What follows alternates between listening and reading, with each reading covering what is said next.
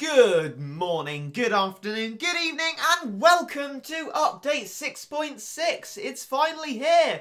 Battle Cats EN has caught up with the Japanese version. We're both on 6.6. It's taken a while, but at least this update came very quickly after the last one. I mean, it did mean I had to cover quite a lot of stuff quite quickly, but you know, not too many worries. We've got another update, which is the most important thing. And this update will be bringing quite a lot of new things, according to Flipping Sack Attack at least, but some of those things are in the future and I don't know much about them. But at the moment, we do still have some new stuff as of the update being released. Firstly, a Rare Cat ticket for getting an update, so thanks for that, Ponos. I'm glad you could spare a Rare Cat ticket. That brings my total to 24.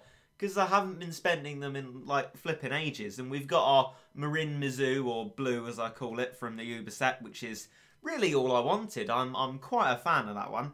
And, finally, after the absence of new SOL subchapter last update, a new one has been added, called Area 22.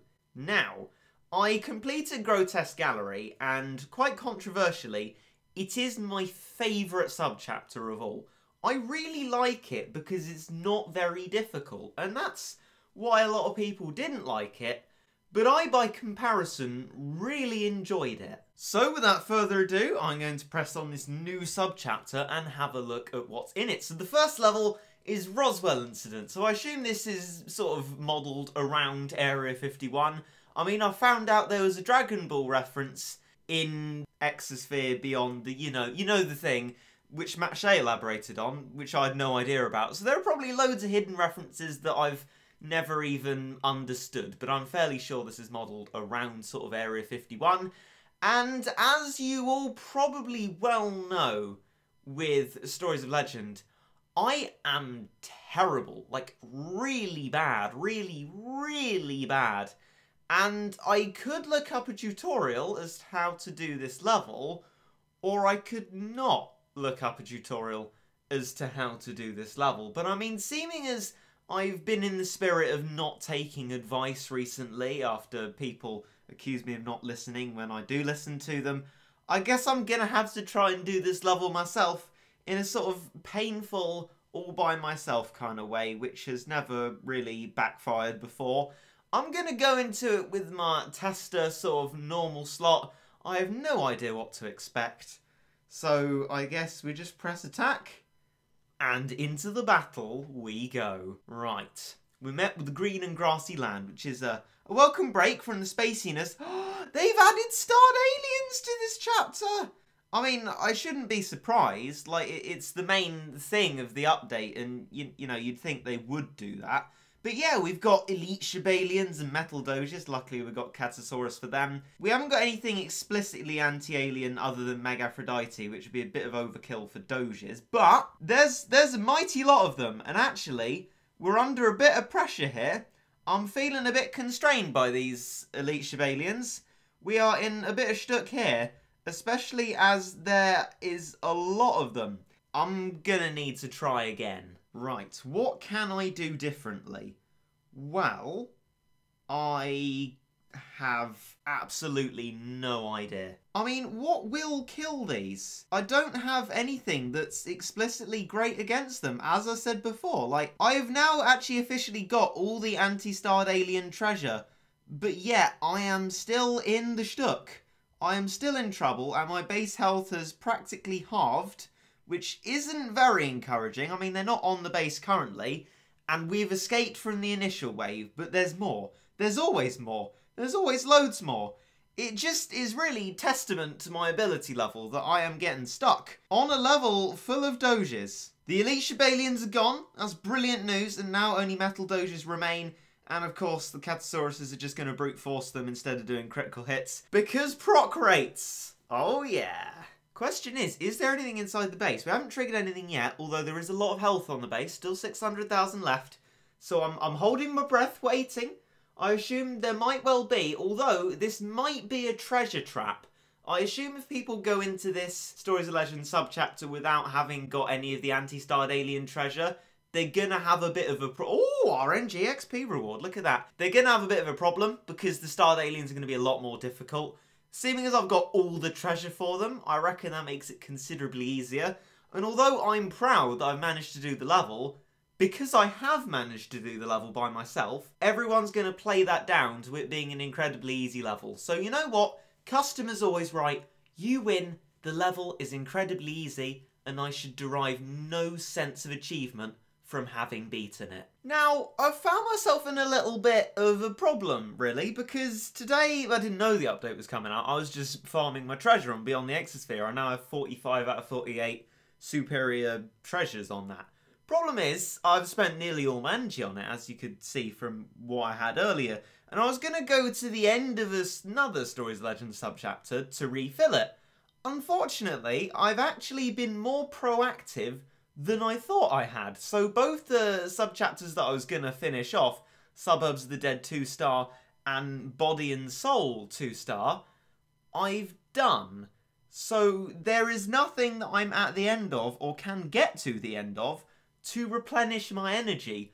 Not Heavenly Tower, not any of the Stories of Legend subchapters, and I mean there's nothing else on the event stages or collab that I can do. That leaves me with the energy that I have, 233, which means I could do a Saito go on cat abduction, but then I couldn't do anything else unless I'm offered an energy recovery, which I think I used this morning to gather treasure. So I'm gonna look to see exclusively what's in the level and then formulate my own strategy, which means I'm gonna lose. I should probably mention that I did go on the wiki, but actually the latest subchapter that they have on there is IT Catacombs, so I think that really needs to be updated. I went on Woofer's channel and he only had the first level of the subchapter. I did a bit of rooting around and eventually found what was in the level. It's actually a good opportunity to test out the new true form, but I want to do that in a separate video. Also, that true form is used in the tutorial, which means that I can't do that because it's the same, and that would be following advice. And then if I got that wrong, I would be ignoring it, not being able to do the level. I would be explicitly ignoring advice. Right, this is the monstrosity that I have created. So the level contains my horrible archenemies, Starpengs, and also Corey. So, naturally, instead of true forming Sadako Cat to its anti-wave format, which I'll do later, I've brought Shadow Gal. So it's really an impromptu episode of flexing with my Ubers. I've also brought Blue, because, well, it's good. It's got the anti-warp, which is brilliant against Starpengs because the amount they warp is really irritating. There's true form Spoon Boy, in the words of Matt Shea. Where you at, Spoon Boy? Oh, there he is. Seafarer Cat, who's always pretty good, even against Starpengs. And then Macho Leg Cat, which is also good against aliens. And at the top, we have the Punch Punch Punch combo for attack. And then I've added Butterfly Cat to give the Sportswoman combo for defense. So hopefully, overall, it's a pretty rounded strategy that should work. Hopefully it will, because I've spent this energy, and once I've spent it, there's really nothing else I can do. So, I just skipped through the video, don't know when things are going to come out. It seems as if Corey is here. Hello. I can't say he's back, because, well, frankly, he's not Martin, but it's nice to see you there, Mr. Corey Man. So, what can I use to stall you? Maybe a Jamira. That would probably be a good idea. I think I'm just going to use Jamira as a nice tanky stalling cat until I can afford Shadow Gal. I think that might be a nice course of action to take. That is, if the Starpengs, you know, came out a bit later, I might now have to change my course of action. Yeah, I think I'll do that. Okay, bring out the anti-alien cats, including Blue then. Now, I don't know how Blue is exactly going to fare against waves. Probably not well at all. But the important thing is to just not spam too many cats. Which isn't great when fighting a Starpeng, because then that happens. And, oh, is that bad when that happens? I have fatally misjudged this level and very almost lost. Let's try again. I was honestly expecting it to go a lot better than that, but you know what? We saved ourselves from completely losing out in the level, and I think I know how to fix the situation. So this time I'm going to use something cheaper, Macho Leg Cat, and hopefully it will survive for long enough to get Shadow Gal and not have the Starpeng interrupt us. So it survived a Corey hit there, it gets knocked back on the second one, but the most important thing is it's not dead. but I am sure it will be dead very soon. Now, I am wondering how many Corey hits I can sustain. If I can just let him hit my base, he's not going to kill it immediately. And if I do that with Shadow Gao, bam, he's been stalled. And now I can spam some extra cats if Shadow Gao will be so kind as to do that. No, that's not going to work either, is it? I'm being a bit over-ambitious. I think it is now clear that a different course of action would be useful to take. Maybe if I had a money up at the start combo, I would have been alright. I didn't know it was going to be this time constrained as to getting Shadow Gao. Now, I don't know if I just let the Corey go towards my base and hit it, if I'll have enough time to get Shadow Gao before he kills my base. But I guess it's something worth trying out. Let's work out how much damage he does per shot. That's about 20,000 or so. So yes, we can get Shadow Gao in time. And then also spam the cats that we need to. As long as Shadow Gao can take the necessary shots in the correct amount of time, you know, not to die. And then we can do it like this. And then maybe, yes! There you go. We've sort of rescued it. Oh, no, we haven't. Oh, Star Peng was hitting the base there. I couldn't see the base health. I had a sneaking suspicion he was hitting the base because Star Pengs are irritating creatures. But yeah, that worked eventually. I mean, again, if I had had a money up combo, that problem would have been averted, but I didn't really look at the timings. So now, for the onslaught of more enemies, and because we have Shadow Gao and a lot of anti-alien cats, we should be able to do the same thing as before, just a lot easier. We have a swathe of anti-alien cats, including Blue, and Shadow Gao if he takes his shots to prevent the waves of Corey. I think this is going to work just fine. Shadow Gao just got teleported there, didn't you, my son? Well, that is one ability you don't have, isn't it? Tut-tut, Shadow Gao. Not a warp blocker, then. But it's got rid of Corey. That's a good start. Good news indeed. Shadow Gao, take another shot. Very good. Nicely done. If we can just cannon Corey behind the base, that is probably actually a really bad idea. He's just going to chip us away with waves. So let's not do that. Let's kill the Corey instead and then destroy the base. And then we're going to be fine. And then it will have worked remarkably well. Yes, it took a few attempts, but you know, they say third time lucky, and it's actually true here. And I've formulated this strategy myself, which means I cannot be blamed for not taking advice, except if it's my own advice. And nobody cares if I don't listen to myself. It's probably advisable that I don't listen to myself. Shadow Gao, come back.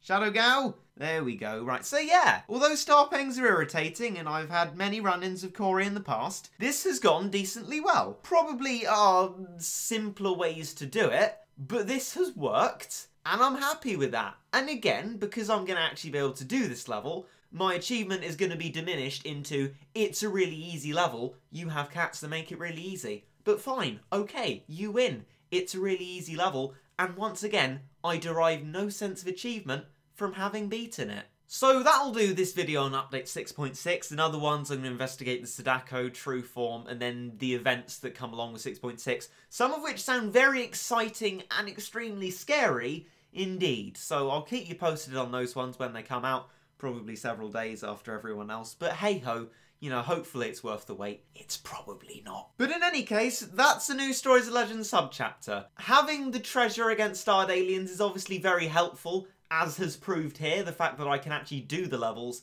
with all the 100% superior treasure. I guess all that does is diminish my achievement even more, so I don't know why I'm telling you that, because you're just going to be even more Reggit, you rubbish. But in any case, that is the uncountable number subchapter. There's loads of them now. Area 22, and in the future I'll probably be going through more of it. And I hope you enjoyed.